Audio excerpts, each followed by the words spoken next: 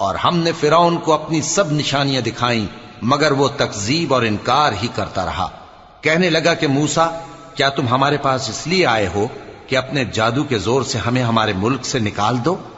تو ہم بھی تمہارے مقابل ایسا ہی جادو لائیں گے، تو ہمارے اور اپنے درمیان ایک وقت مقرر کر لو کہ نہ تو ہم اس کے خلاف کریں اور نہ تم، اور یہ مقابلہ ایک ہموار میدان میں ہوگا۔